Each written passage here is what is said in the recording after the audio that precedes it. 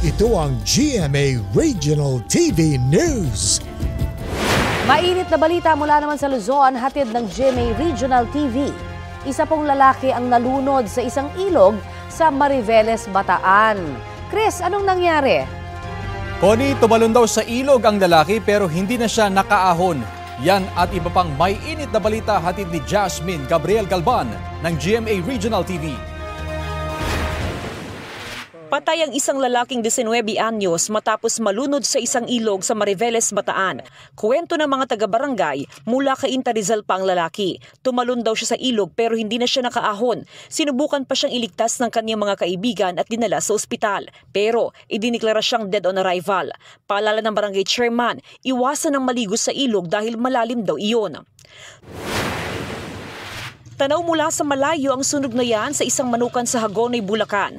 Kwento ng caretaker ng nasabing farm, may pumutok na electrical fuse mula sa isa sa mga kulungan ng manok. Mabilis daw kumalat ang apoy. Nailipat naman daw agad nila ng pwesto ang mga panabong na manok kaya walang namatay sa mga ito. Wala ring nasaktang tauhan ng manukan.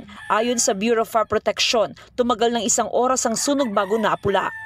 Jasmine Gabriel Galban ng GMA Regional TV, nagbabalita para sa GMA Integrated News.